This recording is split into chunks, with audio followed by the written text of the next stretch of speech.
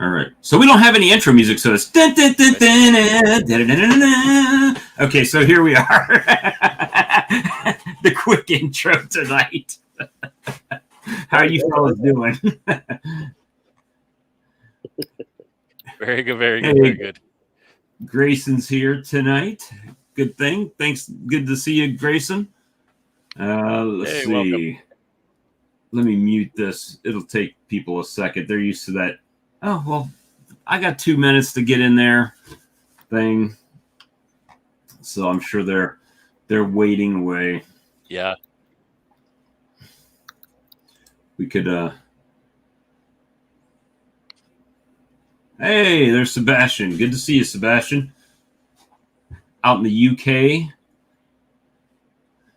So I see people are really getting ready for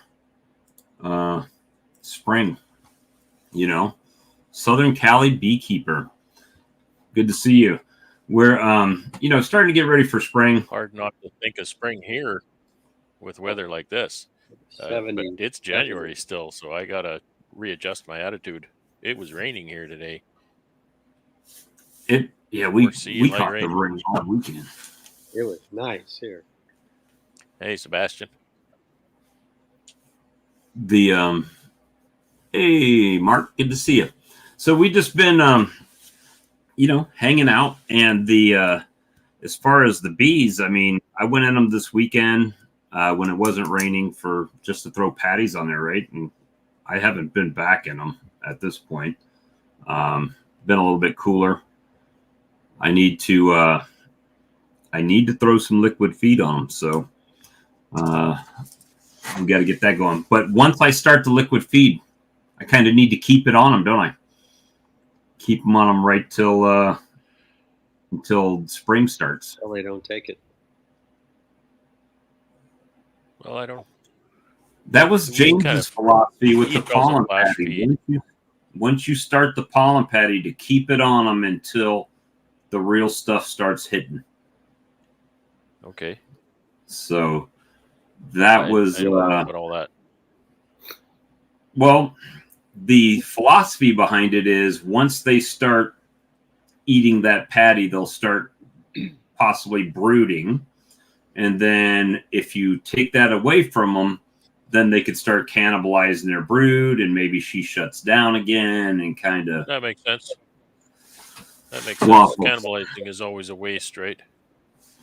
Right. But you know what? At this point, I'd rather them cannibalize them and cluster and not die as compared to covering the brood and getting chilled out.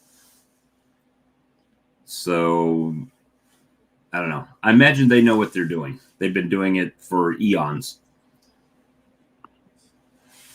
So they're pretty masterful at all that. Hey, JB, Tritome, Randy, good to see you. Rex, good to see you. Todd, good to see you, Hey, Todd. Todd. I see you guys. There you are. Yeah, I just got here. What's going on? We got to come up with a new... like when you watch or listen to the radio, they always have these monikers. Like we have this morning show, and I know the guy because I used to work at iHeartRadio, and he went by Tumbleweed. If I saw Tumbleweed in the grocery store, because I worked with him, I would know who he is, but nobody else would. So I've come up with a new one for Todd after this weekend. Uh-oh. No longer Taco Todd. Oh. It's Frat Boy Todd. Frat Boy Todd. Because every time, hey, we're having this frat get-together from college with the guys from the frat. And then all weekend Todd acts like a frat boy, partying all weekend. Get the guys together. Get the old gang together, yeah. And then hung over on Sunday. It's pretty brutal this time. Yeah, I think I'm going to have to rearrange things. Are you hanging up your shot glasses? Yeah, I think the shot glasses are done. Till next month, anyway. Oh no! I think it's yeah. So James Knowles got his sugar bricks in the oven. He's up in Michigan. So I tried it in the oven. Just wetting the sugar and then putting it in the oven. I must have done it incorrectly because it got like almost gooey, like a cake, gooey, and it crusted on top and on the bottom when it cooled, but the center was still like malleable. So that was a Bob fail, one of many in beekeeping. They but take a while to dry. I know they take a while to dry. When I make them, they take quite some time. Usually when I do it, if I just wet it, put them in that bread pan and stack them up where the pressure is kind of smashing them together and everything, that they dry out before I need them, when I just put them leave them in the kitchen. Yeah, James said I had it too hot. That's very possible. 12 days, nights 10. Okay, plus 10. 12C and 10C. That's pretty warm, I think. 12C. Got that tab open somewhere. Kappa Todd. There you go. And now I put him. He's a tri-Todd. What fraternity were you in? Kappa Sigma. Tri-Todd, like the Tri-Lambs. 12C is almost 54 degrees. If you know what I'm talking about, Tri-Lamb, that's a movie reference. So if you know what the movie reference for Tri-Lamb is, you got to put it in the comments. You have to. Lambda. Come on, you got to know what that's for. I can't say it because nobody's. Brad probably knows what it is. It's an 80s movie. I'll say that. Yeah. No, I remember what movie it was. Yeah. Yeah, you got to be an old guy. Yeah, you do. If you're less than 50 years old, you won't get it. Let me see. Roy said, just put Hive Alive on yesterday. Better than destroying the wife's kitchen cooking. Yeah. Yep. I've got to figure something out because I'm going to have to figure a way to clean these these floors that I've got in there. They're like country wood floors, right? Of all the honey drippings and wax drippings and all the other drippings that I've put in the floor. It'll probably be a sandable experience before long. Coming up, sandpaper. Clay says he just puts his around the wood stove and they're done by morning. Oh, wow. Southern Cali beekeeper. Let me put this up. Says, what race of bees do you guys have in your hives? I'd like to raise Caucasians in Southern Cal. Italians are just too much for me. I've got, I will say, mine are primarily a Carney Italian mix because I've had both of them in the yard, so I'm pretty sure my queens have mated with them. So Carnies are a good option. Similar what we run here, heavier on the Carniolan, though they winter good for us because they don't eat themselves to death. They winter in I'm glad you got that. I shipped them out right away. The only issue, it's not a problem, but the only issue with Caucasians are the propolis building. I mean, if you don't mind that, then it's no big deal. But boy, they can really shovel it in there. Mine will glue it down so hard that my top frame, the top bar, will actually pop out of the frame before it'll release. Yeah. Then I end up pulling the whole thing out and hammering it back together, right? Yeah. Yeah. But if you're not doing, if you're not doing almond pollination, then you could get away with anything. But if you're doing almond pollination, you need to do Italians because they build up faster. Carnies are going to take their time in the spring before they get going, but before that, the Italians are already, going like gangbusters. So that's a consideration. So it just depends on what you want to do with them. Well, what I want to do with mine is have them live. If I can have them, I don't care what they are at this point, just live. If they'll do that, I can do a lot with live bees. I can't do jack. That's a really good start. with these dead bees that I get, every year. So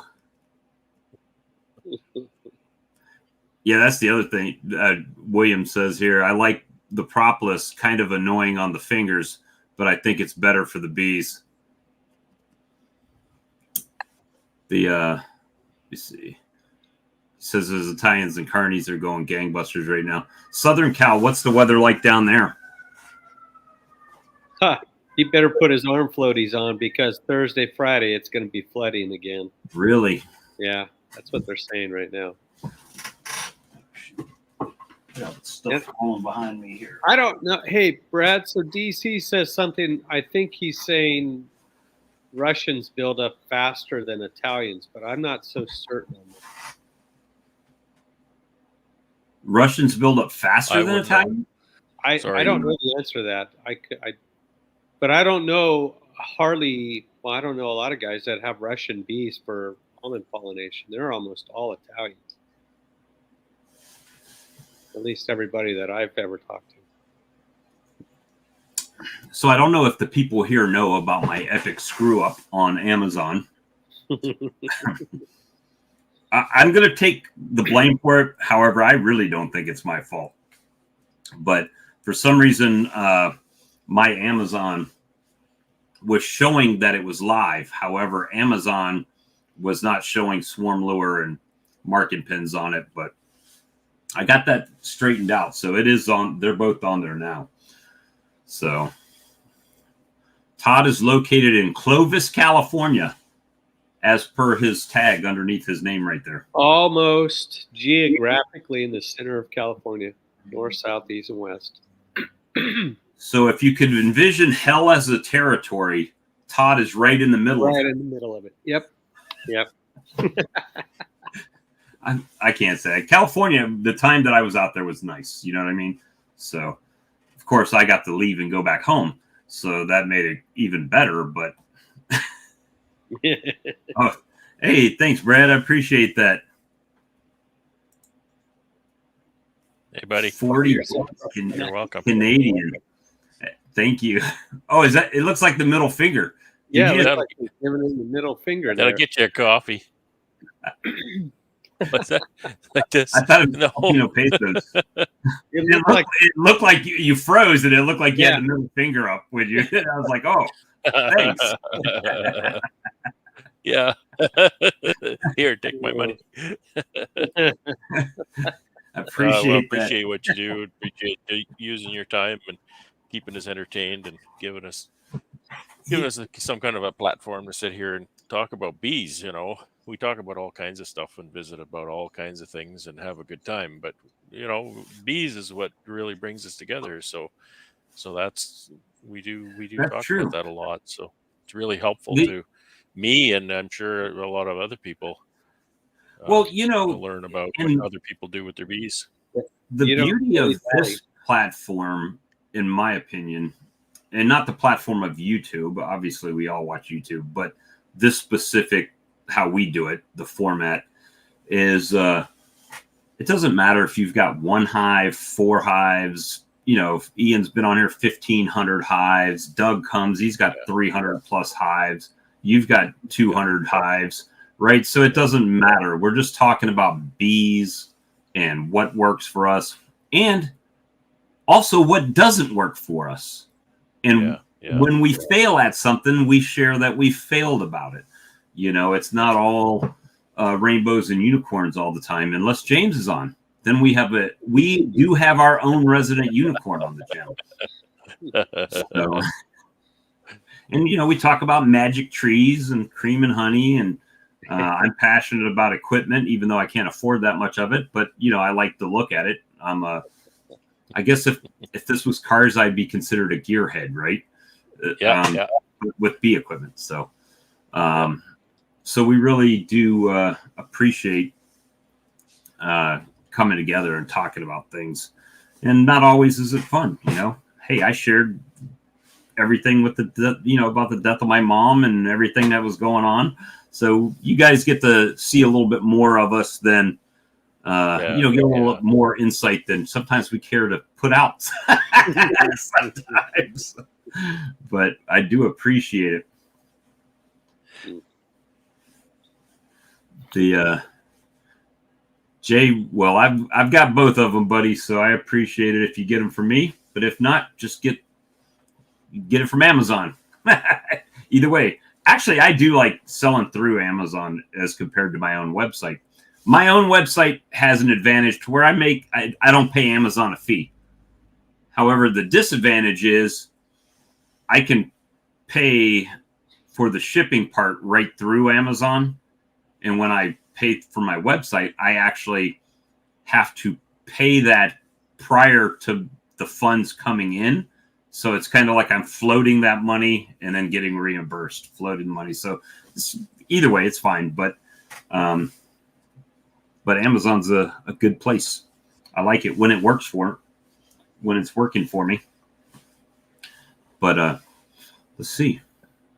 Let's throw up the link real quick and see what happens. See who jumps in. I think tomorrow I'm going to go out there and take my red headlamp this time and have a better look at some of those colonies. It's particularly the ones that had the tablets on them. See what they look like. I want to see how much tablet is gone out of there. Yeah. I didn't really show that, so I'll try to make sure I get a good handle on that.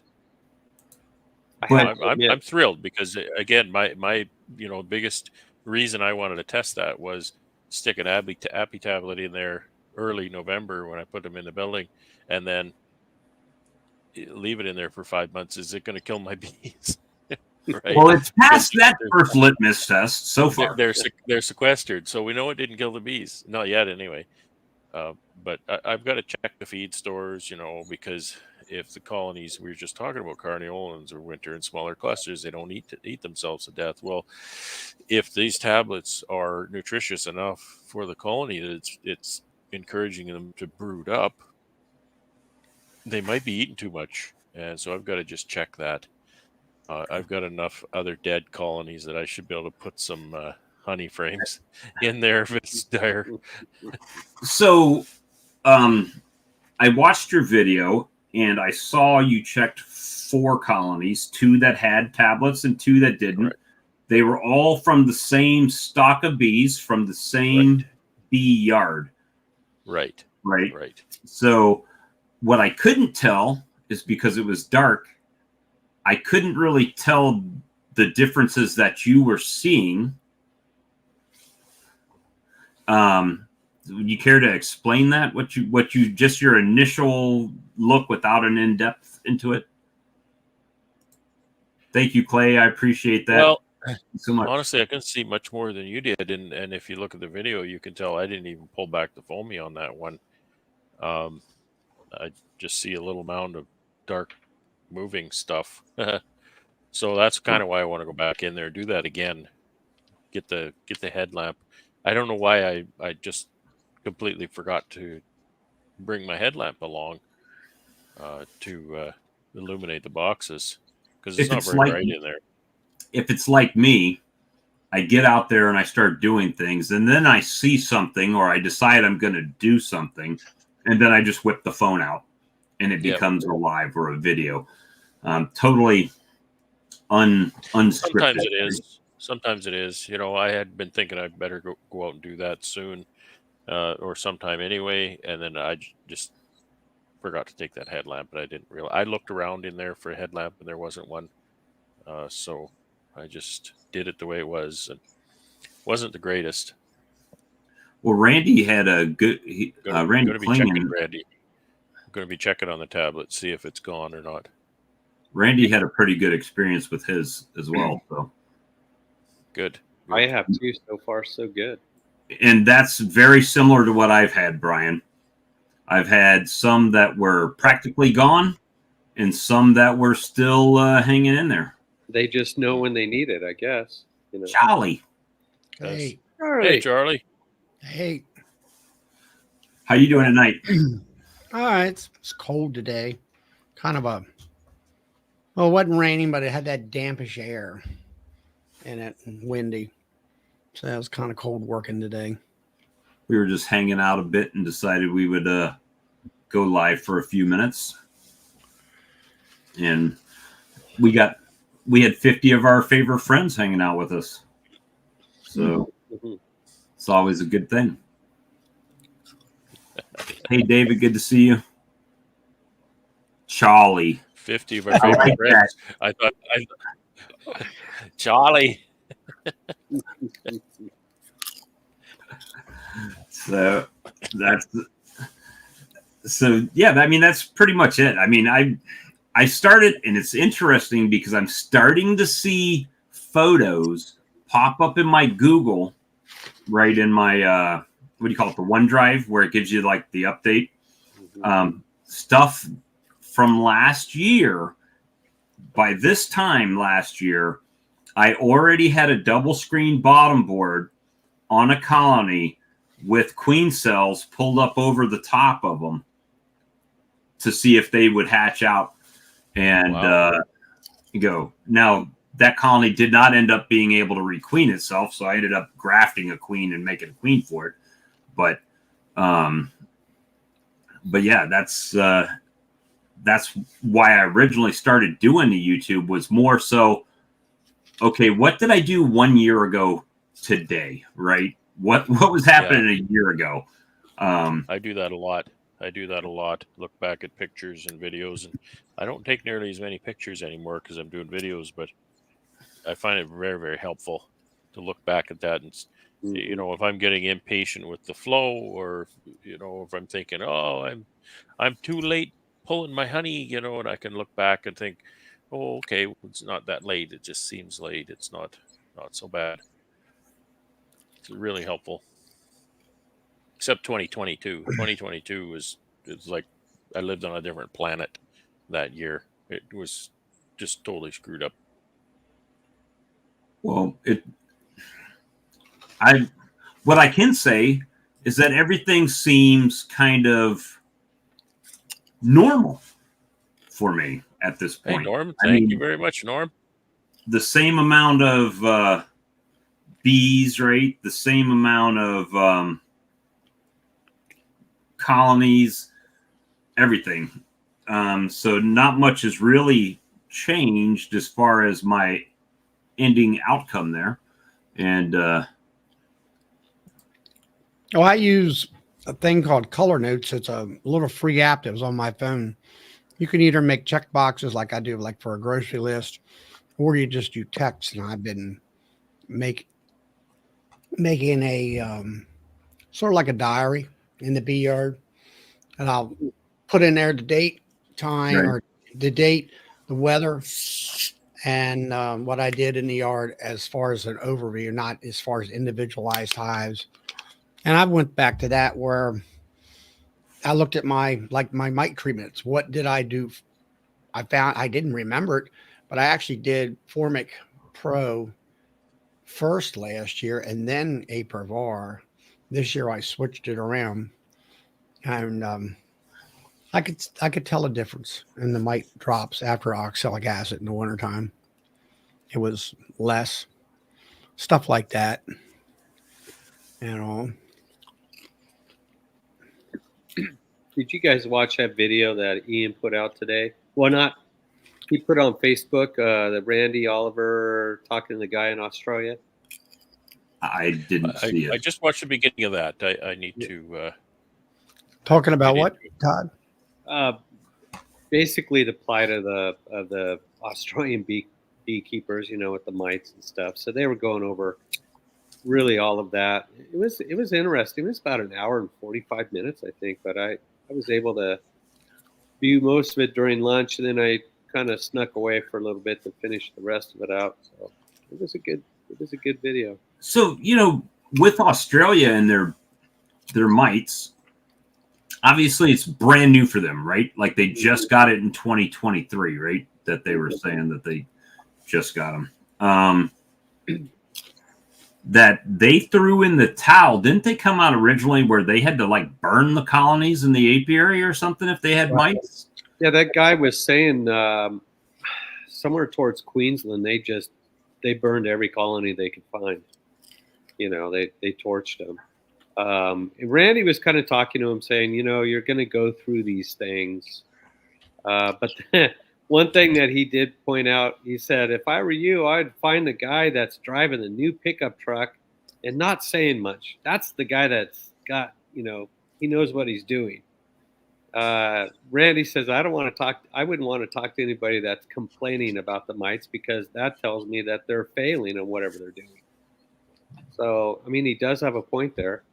And, what was another thing that's interesting is Randy talks to beekeepers in Iran. And Iran, those beekeepers up there are still using coumaphos and fluvalinate. We can still get it. Yeah, but they don't even use Amitraz yet, because they don't have it. They haven't even got to it yet. And part of Randy's argument was that, in the U.S. and a lot of places, and Brad's experienced this, is they're becoming resistant to Amitraz. And, so he was telling the guy in Australia about that as well. Well, a friend of mine was telling me, I think it was coumaphos. Isn't that an animal treatment, also cattle treatment thing? No, Amitraz is. Yeah, Bovatraz. Yeah, it's Bovatraz. the same thing, right? Or Yeah. Tactic. Yeah. Maybe it was tactic. Yeah, that's Which is Amitraz. Amitraz, 12.5% Amitraz. Yeah, it's like a flea treatment for dogs. They'll either dip a cow in that stuff, or they'll splash it on its back, and then it spreads out. I don't know. There was a problem way back in his early days where somebody complained to whatever manufacturer it was. I'll say Bayer or somebody, whoever made the product. They said, fine, we'll take it out of the United States. And because of all that kind of different stuff. And I don't know what the history is behind it, but Todd, this is no Mite Monday. Yeah, I know. I just saw that. Well, that's what we're trying to do. We're trying to get no mites. We can do the half full version tonight. And I'll I'll end with, that was part of the conversation that Randy was talking about, was mite resistant bees, coming from good stocks of queens. And he was talking about what he's setting up in Northern California on, I think it was 20,000 acre ranch. So, right. he's on to something, and hopefully, everything works out. But yeah, I don't want to keep talking about mites. Apamays are out of my scope of purview there, because I've never bought one. I don't ever plan to buy one. If I do get one, it's because they sent me one. That'll be the only way that I get one at this point, because they're just too damn expensive for what I'm trying to do. Ooh, look what Brian just said. That's interesting. Creamed honey straws. That is interesting. I don't think you can do that. Yeah, I don't know how you can get the creamed honey in there. Well, you could. I mean, you just have to bite it and squeeze it. No, I'll tell you what you could do. Remember them things that were they're about an inch in diameter, and you push the plunger up?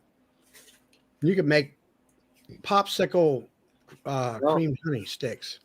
Brian, the link is right up there. If you click the magic link, we can talk about whatever you want to bring up. Well, look at that. He's got bee venom cosmetic care. See, he's creating a market right now as we speak. He's No, there. Hey, trust me, there is a whole line of No, I know bee that, venom but cosmetic. he's trying to create his own market, his own little segment. Although those segments are out, but I mean the segment connected to him, because he's the one talking. Just think, in Colorado, you could lace rolling papers with bee venom, and that way they'll think it's extra special herb because their lips are getting numb as they're smoking it. I could feel this, man. This is so potent. It's numbing my lips.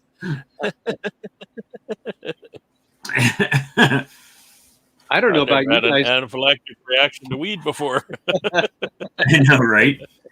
I do want one of those, but man, I would have to get one sent to me as well. The bee venom collectors, because they're like. Oh, I thought you were talking about a bee venom coated joint. I just want to do it to try it. You know what's funny is all of a sudden on my Facebook feed, one of the commercials that I scroll That is past, correct. one of the things I scroll past is bee venom therapy that's recommended by orthopedic surgeons for, like, you know, knee pain and stuff like that, joint pain. Let me clarify this statement. I didn't not want them. I did not want to pay for them. That was the difference, because I started doing the math that if I got 45 of them, it was going to cost me $2,500, right? So that's when it was like, maybe we can make this work like everybody else does. All right, let's see what Randy says here. Bob, I have not had a mite drop on my boards for 3 months after OA treatments. I put the tablets on in August. So that is a good sign. Nobody should be as arthritis free as I should be with my venom therapy. Hey, I got my first shot of venom therapy on Friday. I've got, man, Right in the damn tricep. all on the side of my head here. I evidently got stung. Right here on my collarbone, I got right there. There was a spot where I got stung, and I had a full suit on. So, What kind of suit? that's the same suit that Ian uses. Now, Ian uses the jacket, but I had the full suit on. That Saracel one. Well, they found a way in.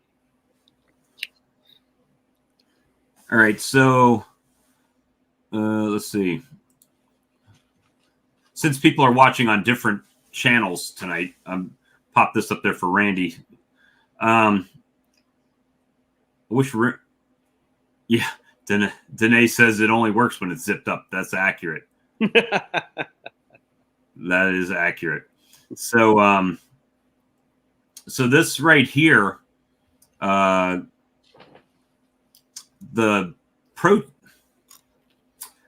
the supplement that we use, I was going to say protein supplement, but the supplement that we use has thymol in it, enough to where it makes a difference on some critters that can be in the box. We'll say that. And so you're saying with the tablet, it was 72 hours after. That's about right. I checked mine after a week is when I first checked it, right? And my thing is, obviously they reproduce inside the comb, right? So here we are on Monday again, doing the M&Ms. So on Monday, well, they reproduce in the comb, and then they come out, but that supplement stays on the colony for such a long time that it reduces in the hive the amount that can go back in to reproduce. And then as they're hatching out, it's my opinion that they're getting wiped out along and along. And that has been the case with everybody that has responded to me about it, that actually has given it a fair shot and left it on there, that's what they've been experiencing as well. So let me see. Yep. Now, is that the same thing as far as my Apame experience, or is that what you're saying? They're too expensive as well. Here's a question. How many Apames do you own? Hey. That should be like that's how you know somebody's financial status, right? When you go in their yard and it's just an Apame colony, you're like, Apame index. What is the your Apame index? That's great. Yeah. He's got 0, right? That determines on what side of the bee track. I bet you it's going to look like binary in the chat: 01100000100. Yeah. It's going to be something like that. Well, my Apame index is 0 currently. And then Bruce jumps in there, 13. Hey, Oh, Jeremy, what's up, Jeremy? You know what? To be honest, I would love to try them because I use these poly nukes here, and I've used the 10 frame poly hives too, and so I've got some experience on how those perform and how the bees do in them, and they do really well. So, I would love to try some Apames against the wooden boxes. Hashtag not sponsored. That's go. right. So if Apame is listening. My address can be found in my channel. Right. Dry Hey, we were going to turn this into an infomercial, right? Well, hey, even the Chinese knockoff Apames that were really cheap when they first started knocking them off, they've kind of creeped right up there, right next to a little bit still cheaper, but right up there in the price bracket, So it's like, I've been watching. They call it about condensing hive, which is, no upper entrance, no upper ventilation, and about where you like my licensed 6 frame, it doesn't have any of that. It's insulated, it creates the heat dome, and where the moisture actually condenses on the sides of the boxes instead of from the top.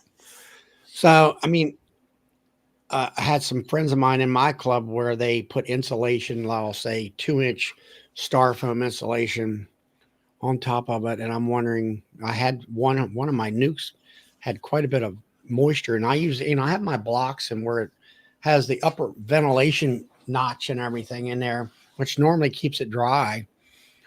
So I've been actually looking into that here, and I'm like, should we be insulating our hives and stuff? Royce Brad probably has more, he's got the insulated hive. I know he puts the stuff inside the barn up there, but what about the folks like Doug? Doug puts them together and puts that wrap around there and stuff. Yeah. See, I don't think the same rules apply, Charlie. There's more variables than just simply ambient temperature. For example, we could sit at. So I'm starting to cough here. We could sit at 0F here, and it would be one situation. Oh, excuse me. One situation. Whereas, say, somebody on the near the coast like yourself, you could sit at 0F, and boy, you'd have a very different humidity situation for one. And I think that would change the dynamics in the hive as far as, are you ventilating or not, right? If you're ventilating at 0F and high humidity, maybe that's a bad thing because you're drawing that air in to come up, and maybe that's not what you want. Whereas here, you're drawing in really dry air, and that helps to actually like you were talking about that humidity, right? You were talking about like your roadways up there, that it gets, I guess that it gets so cold that the ice doesn't melt, but it evaporates. Yeah, it sublimates. It goes from a solid to a gas. It just evaporates. Yeah, because it's extremely dry here.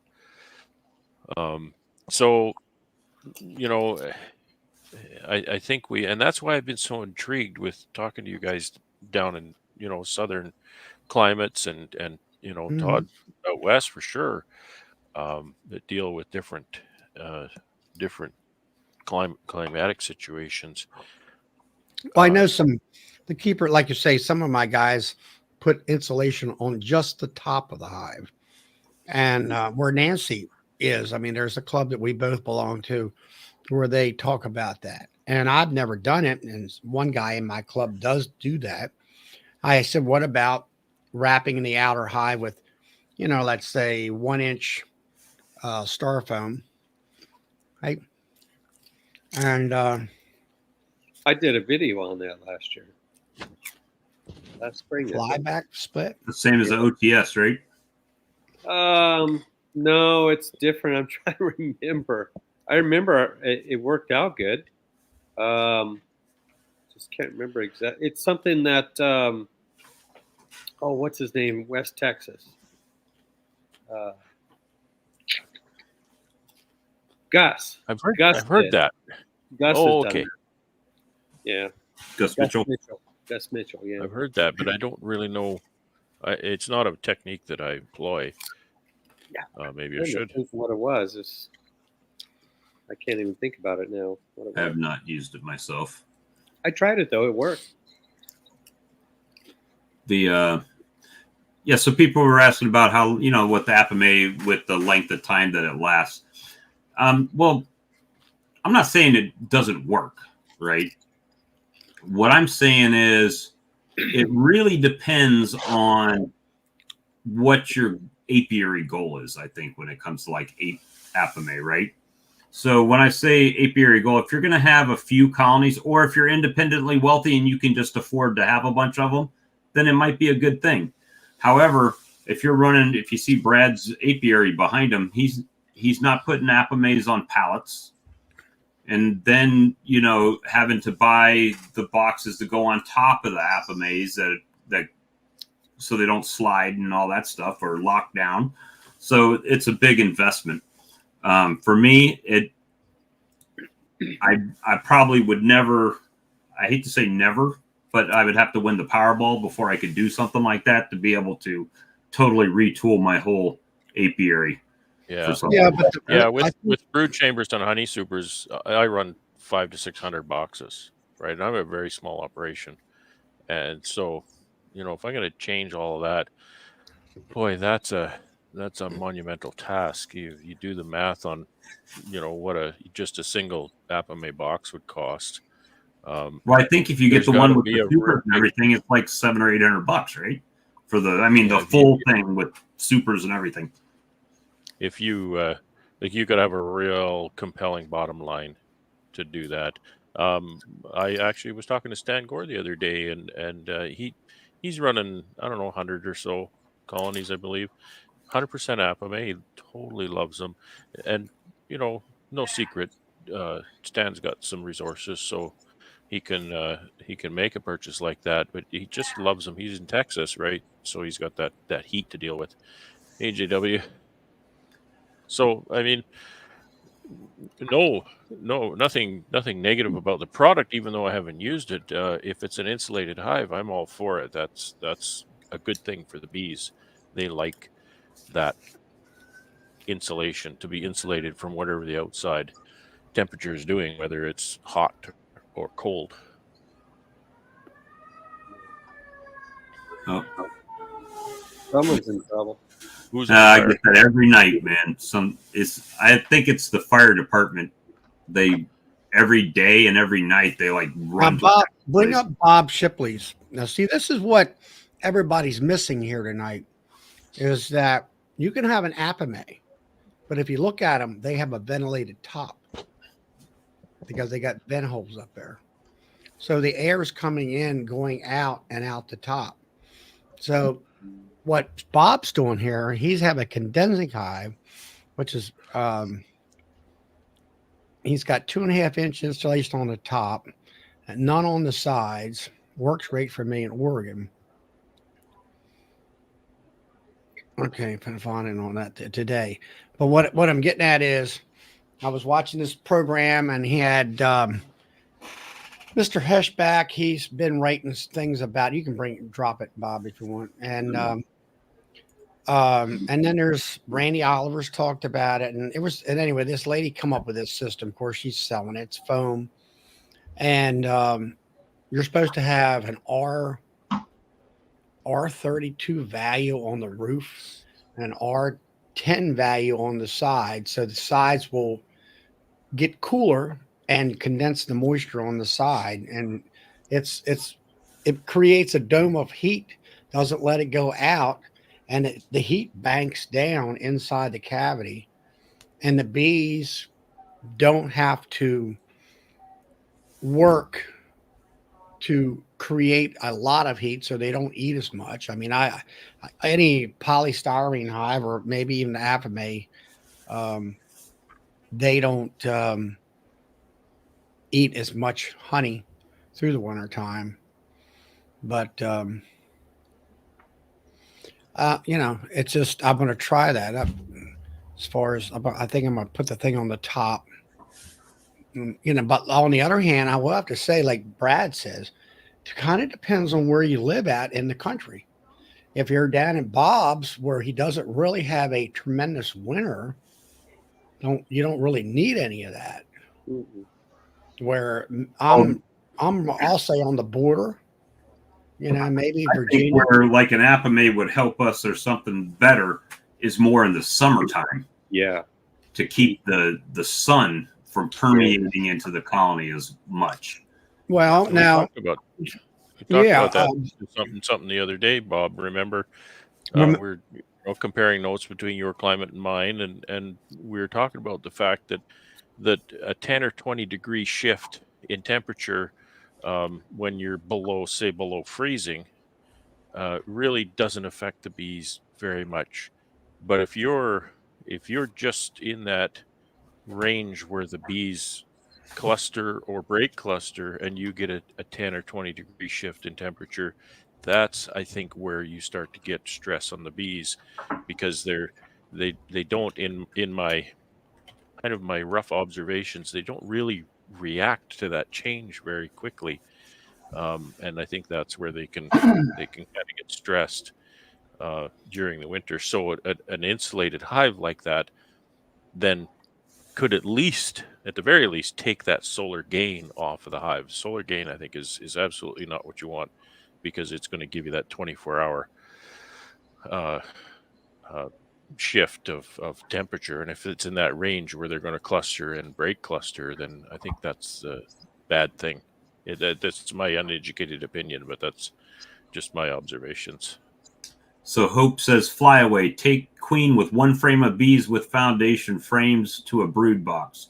Move mother hive away and let foragers go back. Mother hive makes multiple queen cells. You harvest them and then reunite all the bees back together. Yep. So is that something where you would have to then cage the queen when you reunite them back together? Or are they just ready to go right back with her? Go back. Gus Mitchell down there in Tennessee or Arkansas, he's got 2 or 3 videos on that. He uses that quite a lot. Gus Mitchell is in, I think, Memphis, Tennessee. Yeah, well, he's across the river from Memphis. He's actually in Arkansas, but it's right at Memphis, Bob. Okay.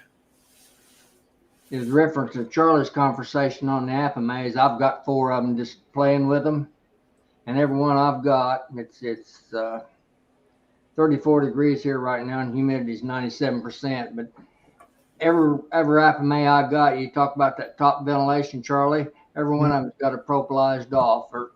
Yeah, well, see, that was another thing that in this lady's, it was in her little talk, it is that she has had people come back. She took her idea. She went to Minnesota, what's her name? The lady that talked about propolis down there at the conference. Marla Spirit. Marla Spirit. I went to her. This is pre-COVID. They got a grant and all this kind of stuff, and this is her idea of it. And I think it was just, kind of the newest thing about condensing. They call it condensing hive. When I first heard it, I thought they were condensing the population down into one box instead of the moisture. And she talked about that. The Apamay people reported that they were, covering that hole up and that kind of thing. And so it just, it's just, I just found it interesting that, that, this, all these different things. And I'm thinking to myself, like, I'm thinking about all this insulation, and then I go out to my bees over the weekend. Now, Friday we had 70-degree weather here. The next day we had 55-degree weather, and I went through 3 or 4 nukes, except for my little nuke. The rest of them were in great shape. They had plenty of food, plenty of bees in there. I went through 2 10-framers, and they had plenty of bees. And I could see from, looking on an angle, they had plenty of food still. But, I think of what am I doing? Number one, I'm treating. And number two, I'm using Apis Biologic for their food, which is definitely, I've seen a definite improvement with that. And of course, the treating is a major positive point. So do you need all these other things? So I'm like, when you got 30 hives, it's like, I'm not going out and buying Apame. I have one licensed foam or styrofoam hive or polystyrene. Problem with that is, all right, I'm using a hot iron ProVap, and I can melt that thing in a heartbeat, and Apame is just the same way. Robbie down there came up with this steel pan and put that underneath that Apame. And then the price of that thing was too expensive. So now that's why he doesn't sell them anymore. You got to be able Bob. yeah, you got to be able to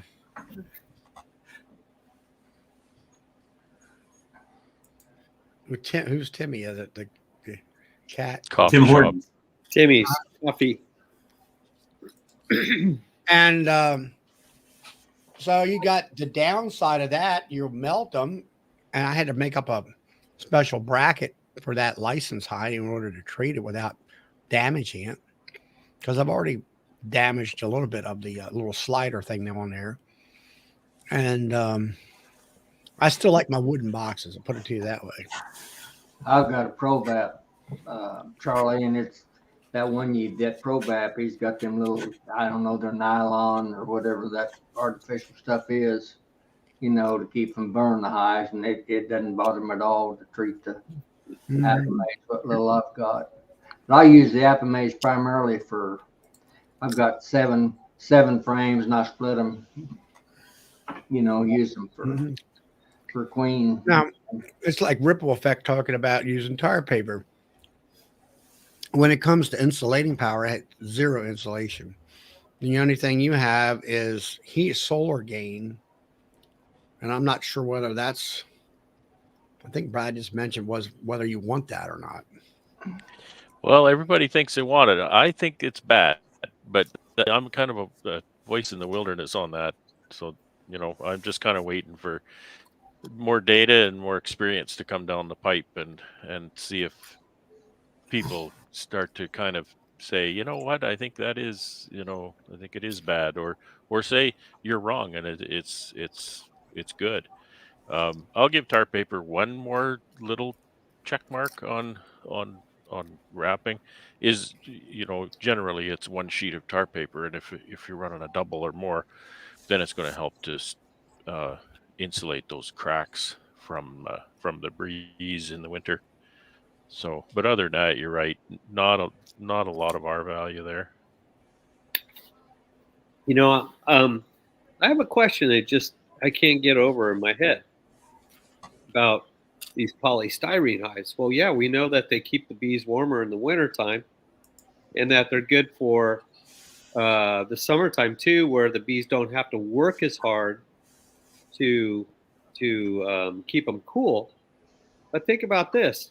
Do they ever go broodless? Because they're not going to work themselves to death to get it cold in there for the queen to stop. No. So no, they won't. No, they don't. That's something that happens to them, not something that they do. So they can go broodless in there. Well, if it's cold enough. But they're generating heat, which is bouncing back on them from the ceiling. Mm-hmm. Now, that was something that this gal talked about. And, I had Mr. Hirschbeck zoom into my club meeting. It was very informative. It was better. His presentation was better than the one he has on YouTube with Peck, Dr. Peck. It was more informative. I don't think he used his PowerPoint on Peck, and visuals for me are much better. But one thing that this other girl talked about, and she's got this called the Hive wrap or something like that. Is that is it natural for a hive of bees to cluster? If it's in a tree where they're well insulated, do they keep warm enough to where they're throughout the hive all the time? Insulation doesn't keep things warm. That's right. It prevents the heat, Insulation really. decouples thermal transfer. Right. So something is going to keep those bees warm in there. And that something is the bees themselves. Right. Right. So, and a DC was saying, well, is thermal gain or solar gain is natural. Yeah, it is. But most tree cavities are pretty thick walled and have very little solar gain effect on the bees. They're very high R value. So right. Well, that's the R value is the resistance. R is of resistance to heat transfer. Heat transfer. Right. That's right.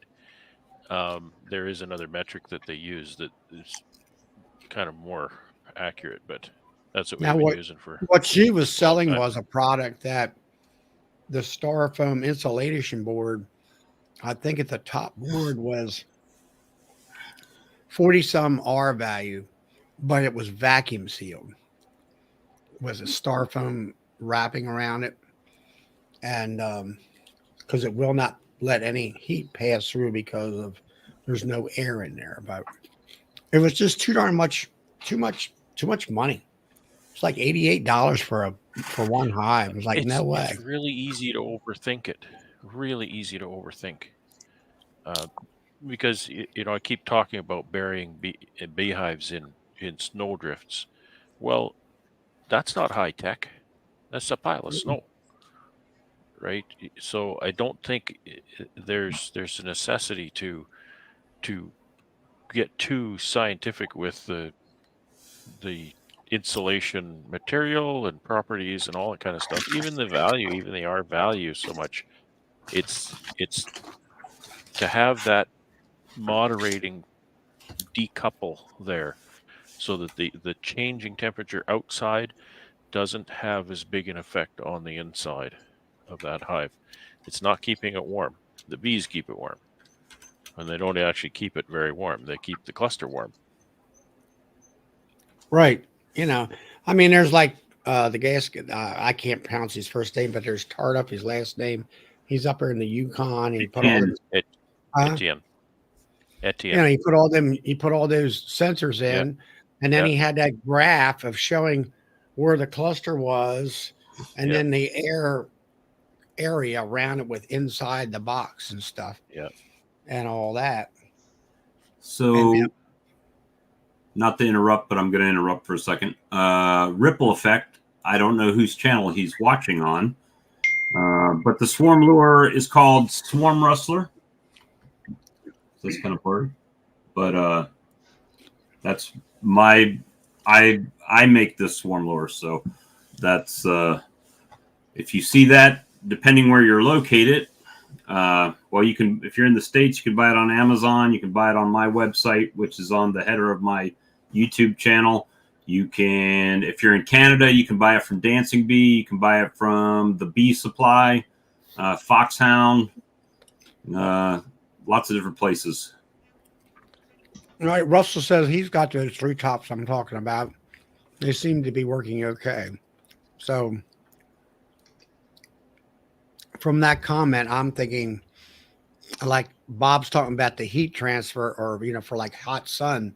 Well, Jeremy out there in Texas, he used to put styrofoam insulation on his hive top.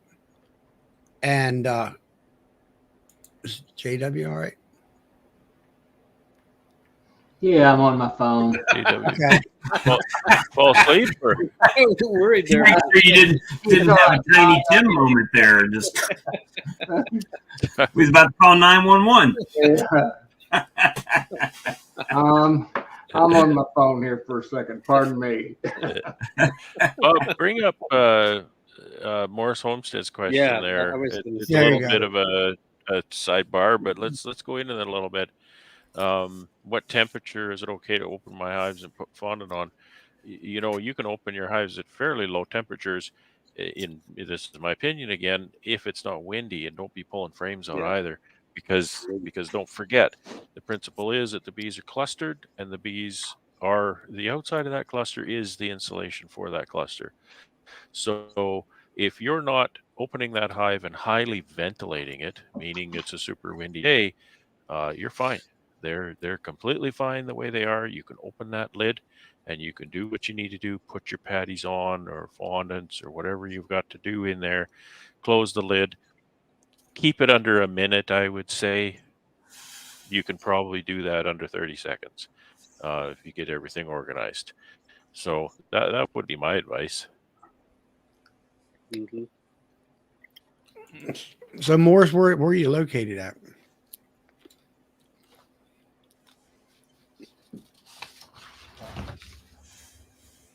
Yep. And if you're going to the North Carolina State Conference, they can pick it up from Mark over at the North Carolina show. Right on. M&J was in his at 36 degrees. Western New York, Charlie. Western New York. I was in mine. They weren't happy last time.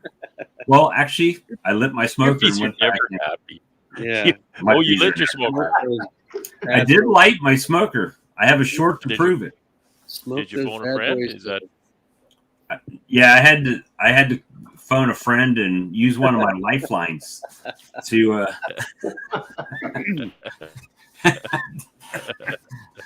get the smoker lit?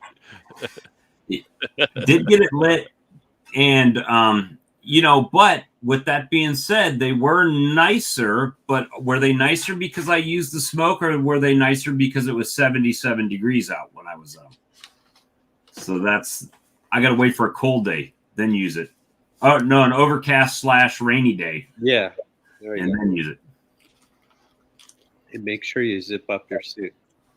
Yeah, That over / rainy is almost every day here in southeastern Illinois. Russell opened his at 45F today. Oh yeah. Yeah, I'm doing my spring assessments at about that temperature. Like quite often it's, less than 50F when I'm doing my spring assessments, and that's opening up. Sometimes that's opening up, getting a couple of our strips in there, patties on, doing some cleanup. So, like I say, if it's not a windy day, don't worry about that too much. I mean, you got to get the job done, but don't stress about it. Just being intentional, right? Get in, Yep. do what you're gonna do, and get out. Yep. Get into your job. Like, you don't need to be in a big rush and a big panic and a big hurry. Just be efficient. Have everything ready before you start cracking that lid open, and just get in there, do your thing, and get out. We found something interesting out about Todd yesterday. Outside of the fact that he likes to drink with his frat brothers, that of me, Brad, and Todd is actually the oldest of the three of us. We did not know that. Yes, I he would have is. assumed it was Brad. Well, thanks, man. Well, I mean, you assumed it was you too, so don't. I did. Don't push me in front of the bus just yet. Somehow I thought we were similar age, and I thought I was a little bit older, but Todd I definitely. think I'm a years year younger. older, right? Look, Southern Cali. Did you Yeah. go look that up? Because I asked that question a long time ago. Yeah. Yeah. Long time ago. Yeah. I I think was he looking went at and that watched the thinking- whole movie and came back. You Somebody's mentioned watching that the about replay. an hour and 2 minutes ago. Charlie, what's the over and under on what, 60? 60? You're over 60, right? It barely moved, Charlie. You boys are making me froze. feel real bad. Were you having an earthquake, or were you nodding? Yeah, feel bad, he looked like a JW. Charlie bobblehead. Well, I know it's hard to support that thing after Nabu with your newfound popularity.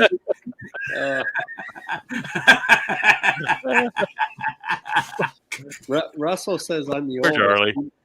You mean the whole group here, or just Of the three in the of the top row row here. there. I was gonna say, I don't think you boys want to try to compete with me age-wise. So I think I JW's know got how us old you all. are. You said it the other night.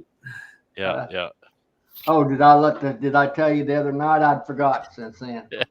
That's Yeah, 2 nights ago. That's the thing. I can't I remember. know he's at least 8 decades old. Yeah. You betcha. Which impresses me that you still do all of your beekeeping by hand. And this Look at all the young bees in the back. whippersnapper Charlie next to you had to run out and buy a hive lifter. Yeah. I mean, he was quick about it too. It only took him like 4 years to decide. 2 years. 2 years. Charlie, Come that's on, Bob. 2 years Only of 2 years. live streams that we've been talking about it. How long? I've only been live streaming. I've only been live streaming for a little over a year. Well, the 10th of March will be 2 years for our Tuesday night stream. I've watched these all since, but just about ever since you started. But I Well, didn't. I'll go ahead and apologize now for that. Yeah, sorry for that. It took me a couple years to build up enough nerve to try you out, see how you like. Oh, I like to think that I'm the same on the stream as I am not on the stream. I mean, I know some people that haven't met me probably might find that little. Is he really that dumb in person? I guarantee. I guarantee it doesn't change between live streams. Yeah. Yes, you can't be that dumb in person. Look at the name. How many? Yeah, I was Like just gonna say, 10,000 years of beekeeping experience with this chat. how many years does everybody have? Oh, I don't know. This will Like be when my I started. This will be year 6 for me. I'm the baby when it comes to how many years? 6 years, Bob? 6, yeah. This will be 10 for you, okay, right? so this I started is, with my dad when I was a kid, so I was 12 years old when I started. But I got in the cattle business for several years. I got out of the bees because I just didn't have time to take care of the cattle and the bees both. So I just spent back in about 7 years. Do you have any tactique laying around, JW? Pet what? Do you have any of that tactique or bobatraz laying around? No, I don't. Tactic. I do. I've got some. yeah, you're close, Bob. This is my 9th. This will be my 9th season coming up. I started And- 20 years ago. Todd's got a lot of experience. Todd's got as much. Well, that's because he's so damn old. I got about 15 years. You got You 15 got how many years? About, I I took think it's around 15, I think. a couple years break. So Bob and I are the babies. Yeah. We're the nurse bees of this group. Yeah. The nurse bees. Oh, that's fun. Well, sometime when we're on private chat, maybe a little more. I won't say this public. I'll tell you about how I compare my age to you guys' age. All right. Look forward to that. If I remember correctly, Well, you can't say that now, Bob. yeah, I won't say it here, but Yeah. you got me by a few years, a couple years, but tons more wisdom. That's Clay's for got sure. 30 hives, 2 years in May. Nice. 2 years in May and 30 hives. That's pretty good. That is You got it good. worked Off out to a for you. nice start. Yeah. That's awesome. Awesome. And Richard, he's been Second managing year these 70s. I don't know. I got into bees, but I didn't have any, what would you call it, direction as far as any goals as far as getting any big. I just wanted to fool with bees as a hobby. See, I did the Charlie with my bees. I spent 3 years watching videos and learning about bees and stuff like that before I ever got bees. So watching bees, videos and stuff about the time I got my bees. yeah, About 2015. yep. Okay. But I was living in a subdivision. I didn't know anything. I didn't know anything when I got bees. I didn't even know where honey came from. Really? Oh, You no. just got the bees and put them in the box. I didn't know anything. Yeah. I didn't know anything. My wife had studied all winter on bees, and so she Oh, told me that's what to right. do. She was the one that got you Yeah. going. Yeah, we got bees, and she said, "Okay, you do this and you do that," and you say, "Okay, now you got to do that." No, don't do that because this is why. So she got me through my first year. Yeah, I don't know. I got to the, for me, there was a lady that came here and my brother was working, or she had she had top bar beehives. We didn't know what a top bar beehive was. And he redesigned it for her and did some different things. And we made a bunch of them. And then talking with her, she got me interested in it. And I took a couple classes and I went ahead and after the one class, I'm like, whether I would get a hive. So I went ahead and got a nuke and started there. And I had, over those years, I'd gotten up to about 40 some hives, but I found out that was just too much for me. It got to be more like work. And so I backed it up. That's what I did my first season.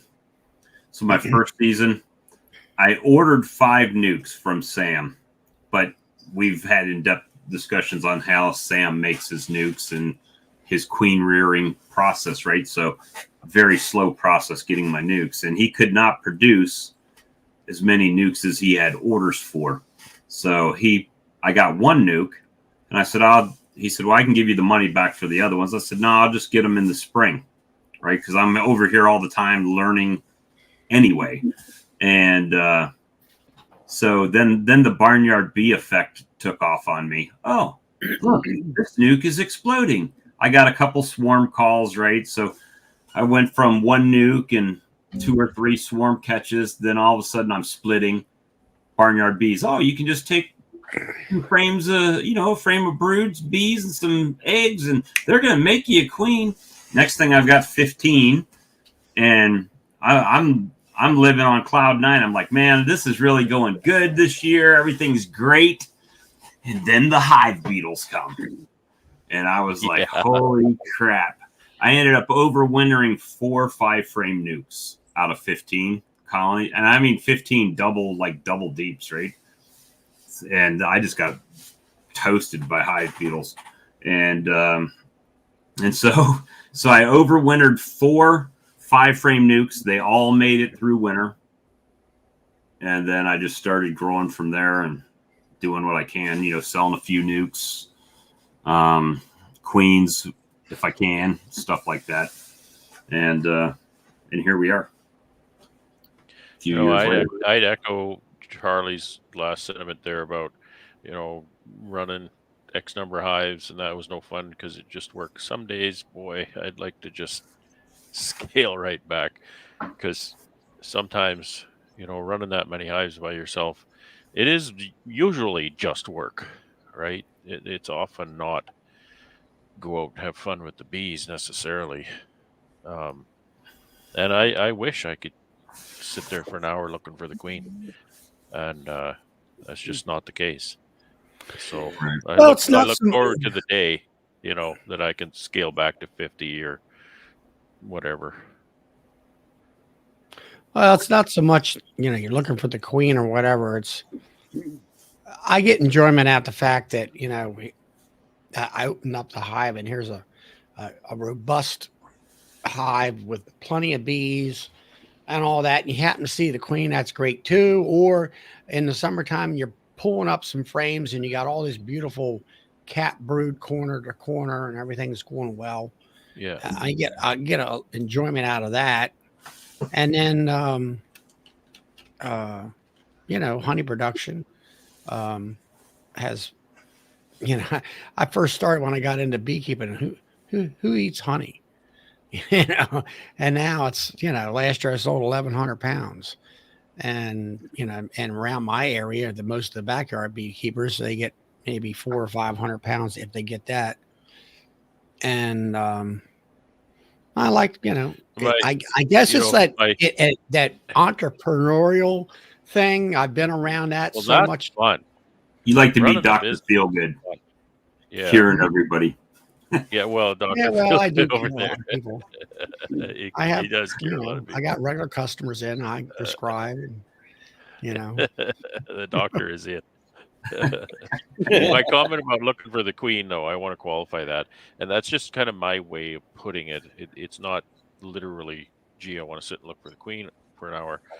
The point is, I have to come up with so many management processes that save time and energy and steps, right? And if I want to make a split, or if I want to do, maybe rub some frames or some bees or something, so I really need to find the queen and know where she is, and I need to sit down and look for the queen. As it is, I can't do that because there's so much more on my shoulders than that, and I can't take that time. If I had a few hives, I could say, I'm going to sit here until I find that queen, right? But I can't, because I have to set it aside.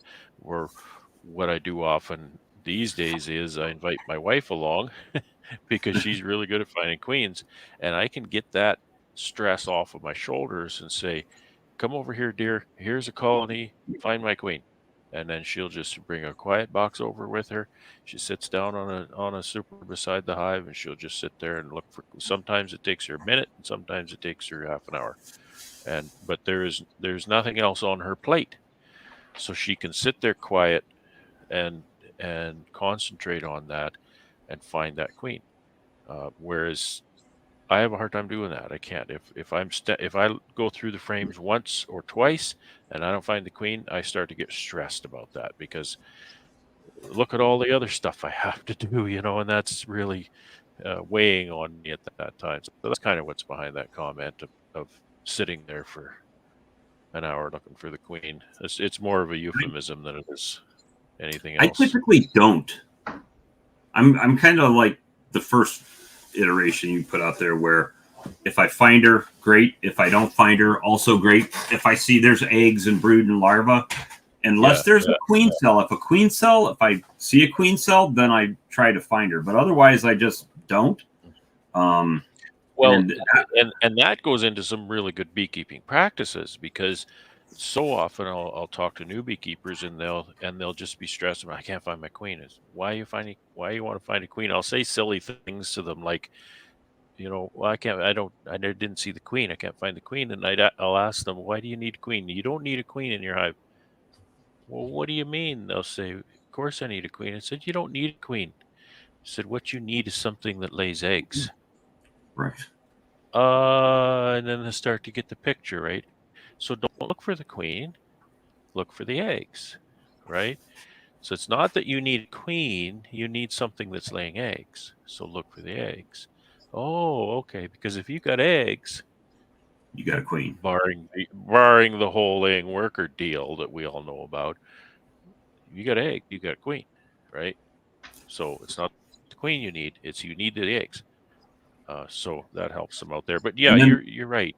I use queen excluders a lot to make splits. I'll pull brood above queen excluders, and the bees percolate up through them stuff, and not finding queens, and so all of those techniques used. But I'm digressing, because my comment about finding the queen for an hour, that's a euphemism about being able to sit at the hive without all the other stress of the other 149 colonies that I have to work today weighing on my shoulders. So, well, to answer this question, I did put it in the chat, but because they're linked, I don't know if they can see the chat. So I don't. I try to steer away from that. As far as when I make a actual split. Now, if I'm setting up a queen mating box, I might very well do a 2-frame split. But if I'm just making a split, no. This last year was a eye opener for me as far as splits.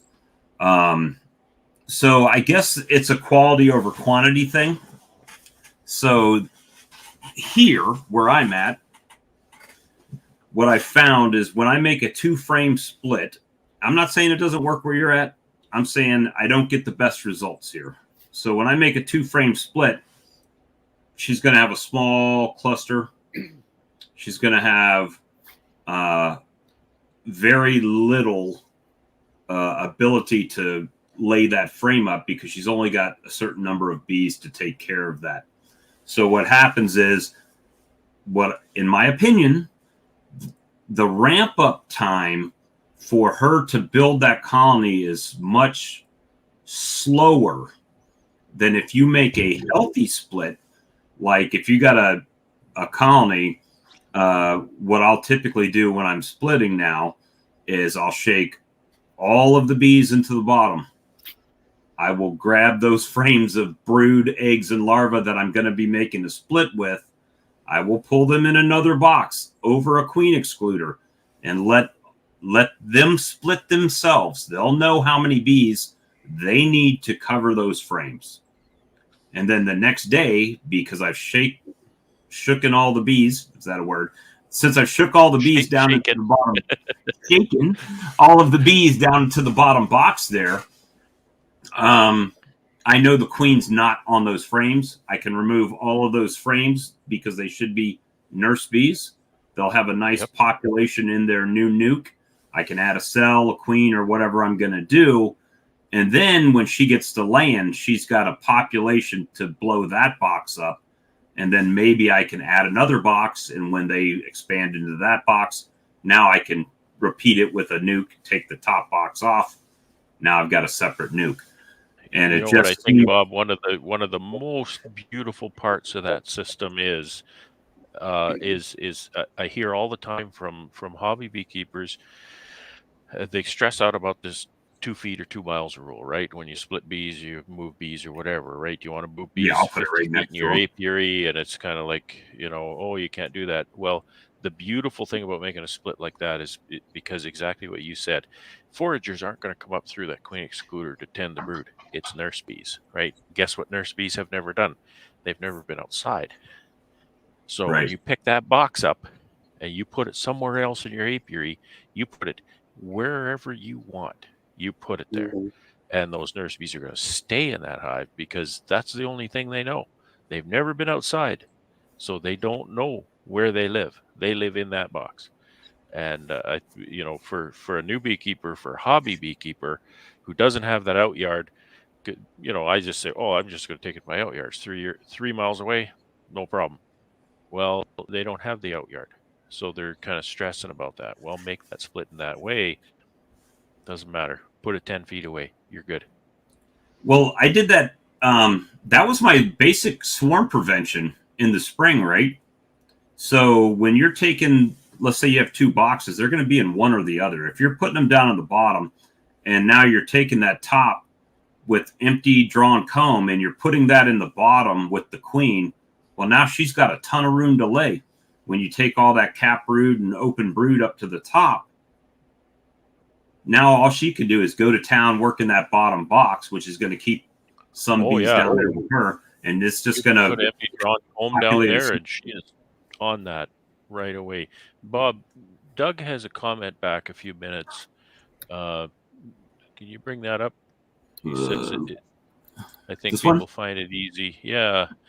I think people find it easy to expand the bees, but unless you expand the handling system ahead of time is real work. Yeah, exactly. Exactly. And, I ran into that this year. I got myself into trouble because my queen rearing went really well. I had a good stock of zombie hives that was really feeding my nuke production.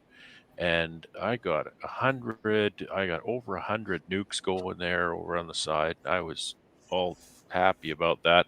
And then it came time to feed and treat the whole bunch. and I realized, oh dear, I've maybe taken on too much. And it was not only that, but I was doing too much work. I was transferring nukes from this, a 4-framer to a 5, and a 5 to a 6, and a 6 to a 10. I was doing way too many transfers, working way too hard. So I think Doug has got a really good point there, that you can grow bees sometimes faster than you can grow your ability to actually work them in a reasonable fashion without wearing yourself out. Then it's no fun anymore, right? It's just work. Ian said the temp got up to 4C today and 8 in the shed. Wow. I don't know what my shed got to today. Look. Saw where Brian put 2 broods in a food. Yep, that's kind of, but if you think about it, that's pretty much what a nuke is, right? 2 broods in a food and like an open larva, or 2 to 3 frames of brood, 2 frames of food, or a food and an empty foundation, something like that. Wow. My shed is holding at 4 today. The temperature went to 4C, and the shed held at 4, which is not really encouraging, because if there's no live bees in there, it's going to be easy to cool. Well, you're more north than Ian. It's colder up there. Yeah, that's it. Positive That'll help me thoughts. sleep, Charlie. Positive thoughts. That'll help me sleep tonight. Well, now you're talking about going from 4 to 6 to 6 to 10 frame boxes. So Yeah. what did you learn to do? You were saying to just throw everything in a 6 framer, cut out the 4s? I'm going to have to do more of that. Get them into the box they're going to stay in. It really depends on when I make that split too. Splits I make early in May are going to have to go into 10 frame equipment. They're not going to stay in whatever I make them in. So they're going to have to be transferred, because I can't make them into 10s. But when it comes to late May, early June and on, I can probably make those straight into 6 framers, because the weather is warm enough that they'll be okay in a larger box that way.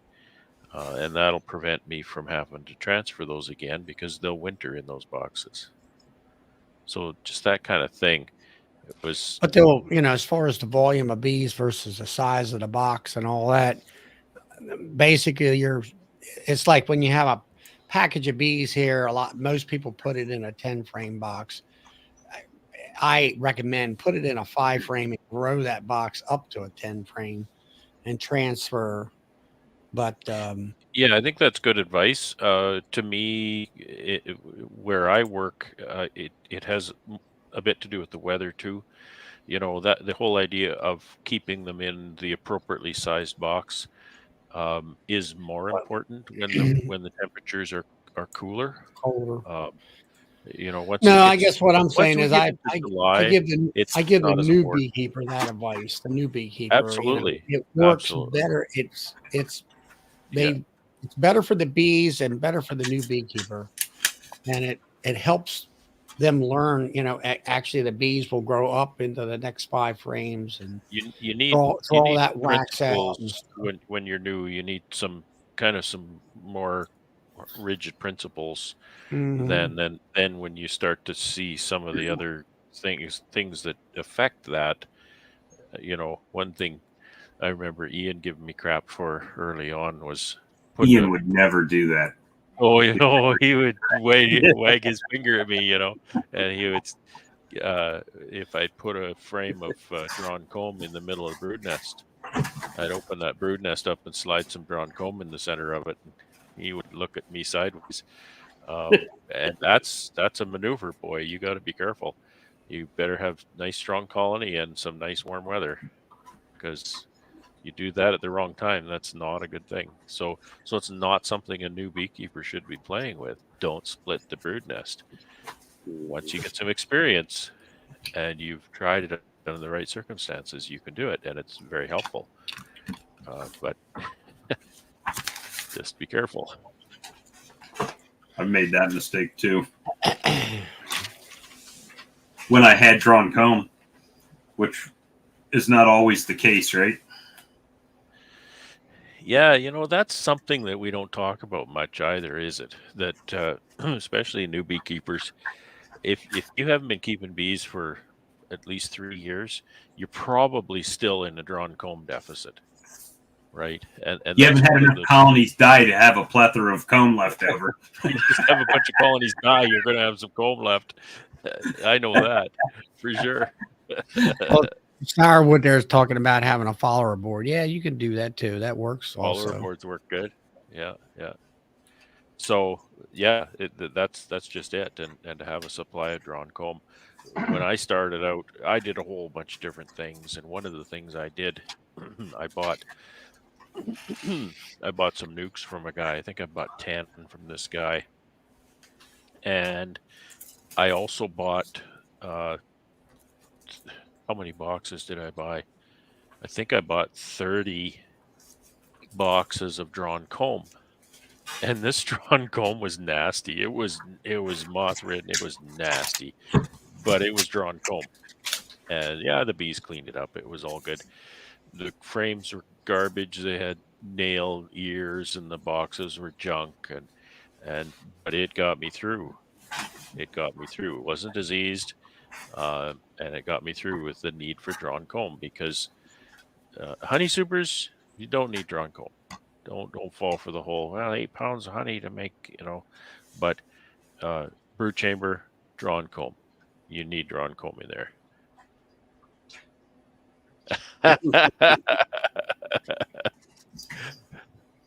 It's probably wagging the bottle back at him. I could see you wagging your finger on the other end of the computer screen, I think. No, that's okay. I don't mind being cautioned by the experienced people. Well, yeah, I mean, it's just little stuff like that you don't know when you first start, right? And oddly enough, when you're talking with someone, sometimes it's hard to get those little nuances out of them, right?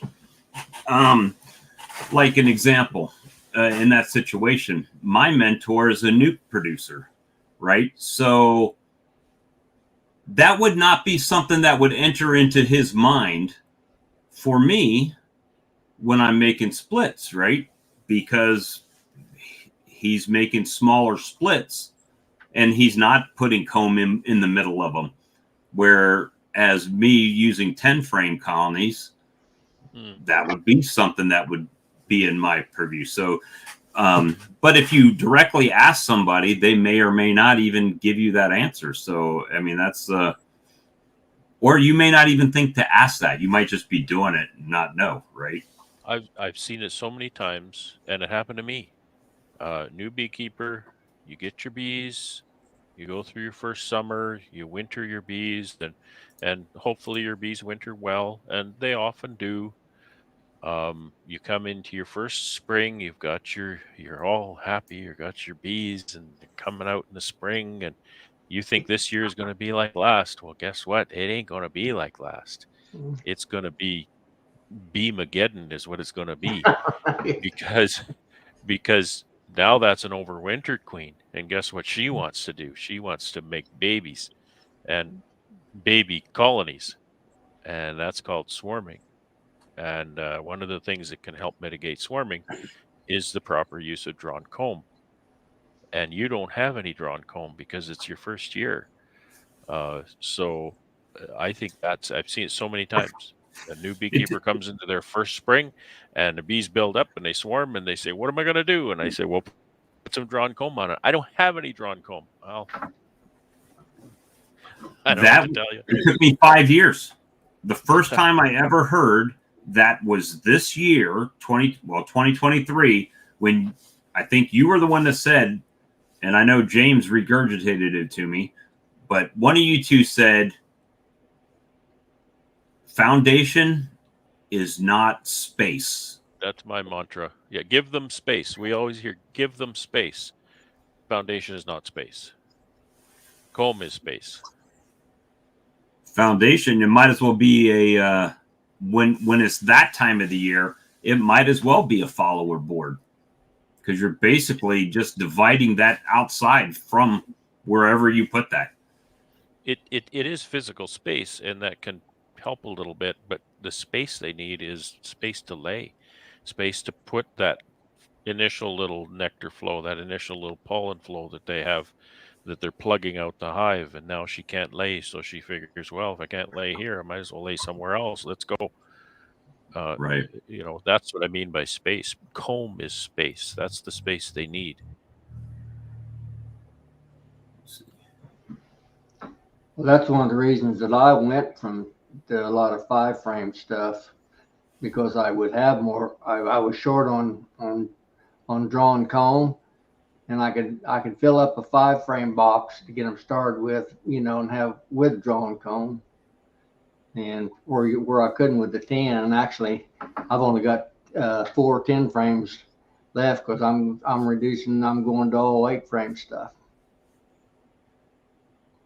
But I still have a shortage of drawn comb. I'm gonna work on trying to get some more foundation drawn out this year.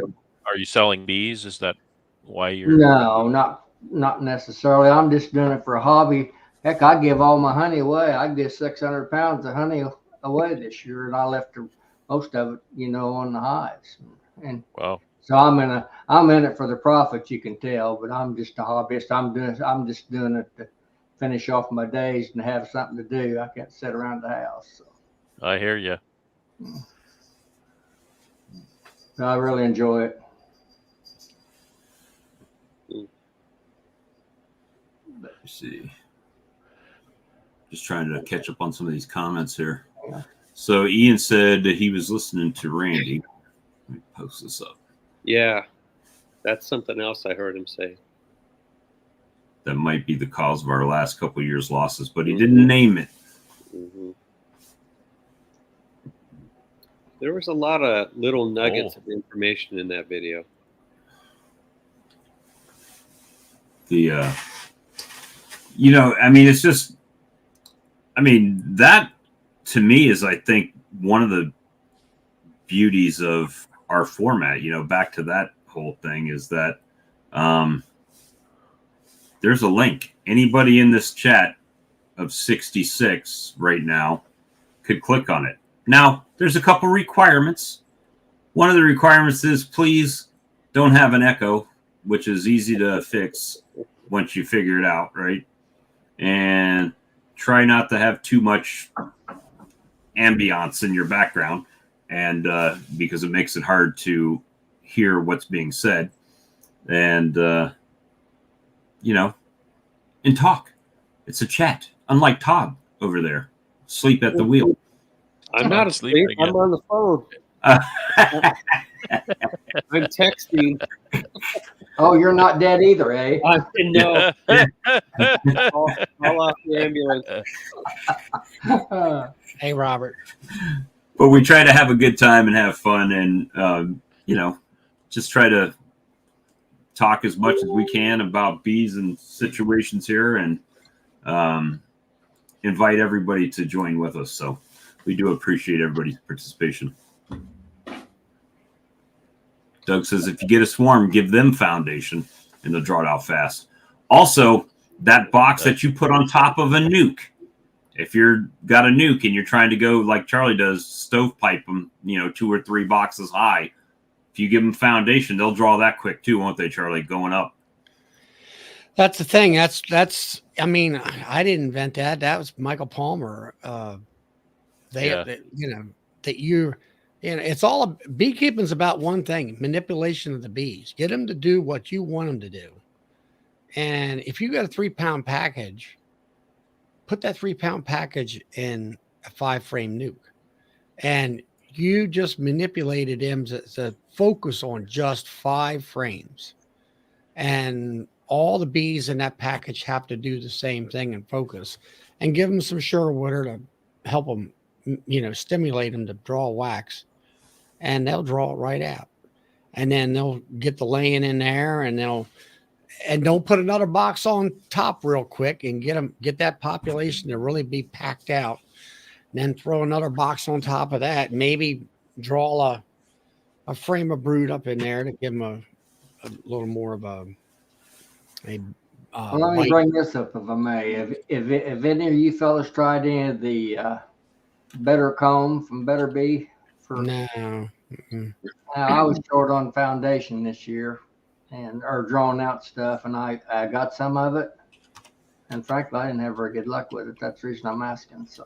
You didn't have good luck with it? No, sir, I didn't. Well, a few years ago when it first came out, I saw a guy that was he doesn't even do YouTube anymore. It was Backyard Bees NC. And he bought some of that to get his colony started when he was starting to keep bees. And when it got hot down here, that stuff started sagging right in the colony. It was just like melting in the colony. And so he swore it off. And I was like, well, I'm south of him, so it's probably going to be hotter for me. So I didn't get it. But supposedly they've done some things to fix that. And I don't know if it's embedding wire in it or what they've done because I haven't looked at it. Yeah, it's got wire in it. I've got some. I had some 100-degree temperature this year. I didn't have any trouble with the sagnet. I just had trouble with the bees, taking advantage of it. They was drawing that comb with off a straight foundation. Trying to draw it out was right beside the Better Bee comb. So I'm not trying to knock it. I'm just telling you my experience. Well, I've got a. Everybody raves about Premier Foundation, but I've got a colony that I put last year. What is now Nobby Hive Life when it was Hive Life. They gave us all at the door one Premier frame and foundation. Yes. And I put that in a colony, and the only frame they did not work on was that one. So I don't know if James said he had an issue with some foundation he had got from him a couple years ago and that they fixed that. So I don't know if that was like leftover from that. What foundation was that, Bob? That Premier Foundation. Oh, okay. The one that everybody raves and rants and is the best. They got about 3 or 4 different show models. They got a Model A, and then they got a mid-size Ford, then they got a Cadillac model. They got different many different types. I haven't had any problems with it, but I did stop buying the triple wax, and I'm using my own wax. Yeah. So that's me. That's another thing for the guys out there 1 or 2 years in. You save your wax and then melt it down and take a little foam roller and roll over it and put some wax on there. That will absolutely a nice waxed frame is nearly as good as drawn comb. Yeah, because they'll draw that. See, I've noticed that they won't draw comb if they're not on a flow, or like Charlie was saying, you feed them thin syrup. But if you wax that frame, they'll draw that because they've got the wax there. They'll pull it out right away to the extent of the wax that's available. The other thing, and I've mentioned it before, Bob Benny had a video out, I think it was a couple years ago now, where he went through the different syrup recipes, and the one I tried it in August when really nothing was going on, and it was a 1 to 3 recipe, not a 3 to 1, not 3 parts sugar, 1 part water. It was 1 part water, or now I'm getting confused. But it was a 1 to 3 recipe where it encouraged the bees to draw out comb, and they drew out, this one colony drew out like 3 boxes for me. So I was like very, not only shocked, but happy. I haven't tried it since, but I just tried it. But 1 to 3 does work. It's a real thin syrup. It's 1 part. I did that last year too. Yeah. Yeah, and it mimics nectar, I guess, and they'll just take off with it. Ultra thin. Mm-hmm. Charlie took off. Wow, he just Charlie pushed the wrong button. Charlie. there he goes. I We, pushed the wrong we button. switched sides, Charlie and I I did. was trying to talk to chat with William. I want to add a little depth to something Charlie said a few minutes ago, and I don't disagree with Charlie at all in what he said. However, I just want to add a little bit of different dimension to it. And what Charlie said was beekeeping is mostly about getting the bees to do what you want them to do. I would say that in the way that beekeeping is about learning what the bees do and learning what the bees want to do and capitalizing on that. Because purely speaking, you're not going to force the bees to do anything they don't want to do, right? If you want to take your bees in my climate, if I want to take my bees in February and cause them to swarm, guess how successful I'm going to be. Guess how successful I'm going to be to get them to draw comb in January, right? I mean, these are absurd things, but this is what I'm saying. There's always a season for everything, and so, you know, when I want to raise queens, I want to do that in the peak season. I can't force the bees to make superior queens in April in my climate. I have to wait till June, July to make the best queens. And that has to do with the bees. So I have to figure out what they want to do, what they're capable of doing, what they're driven to do, and what they want to do. And I have to make the best of that, do what I can to just enhance that the best I can. And comb drawing is no exception. You could always bring them down here. Then you could make them swarm. Yeah. Yeah, that wouldn't be an administrative nightmare at all. Yeah. Well, they might not be a problem getting them out of the country. You just wouldn't be able to get them back because you couldn't prove they were Canadian bees. Well, it's closed both ways. Don't worry.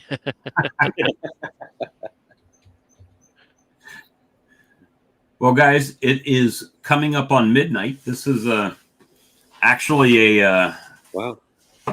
yeah. We were just hanging out. I'm like, we'll go live for a few minutes, and here we are, 2 hours in, and 70 viewers in.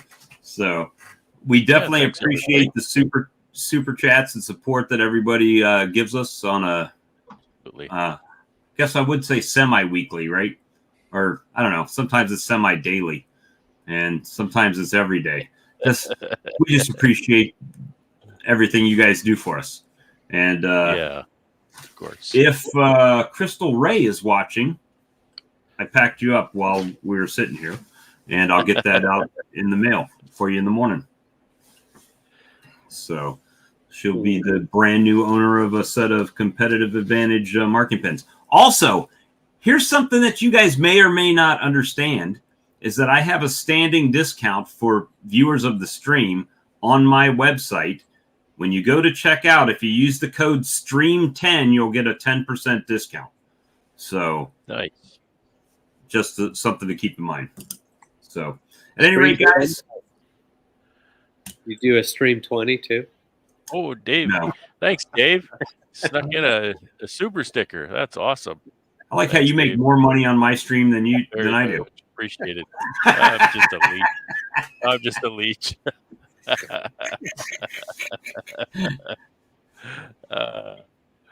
No, it is not Stream Team 10. It's just Stream 10. Yeah, Robert. Okay, Robert's out of here. Stream 50. All right, you're banned. Now, if you weren't blocked before, Robert, you're blocked now. Just kidding. Yeah.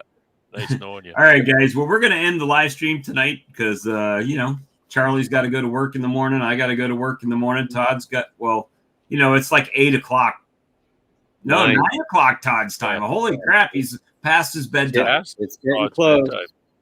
Getting close to the bewitching hour. And we will be live tomorrow on either mine or Lee's channel. It was supposed to be Lee's last week, but it was his girl's birthday, his wife's birthday. So I did the live stream on my stream. So I don't know if we're flip-flopping back or what. So it'll be on one of our two channels tomorrow, either mine or Kodiak Farm Bees at 8 o'clock. So, which is actually now today because it's 12:01 here. So appreciate you guys, and we'll see you on the next stream. Thanks for participation. Good night, everybody. See ya. Good night. No. Have a good one.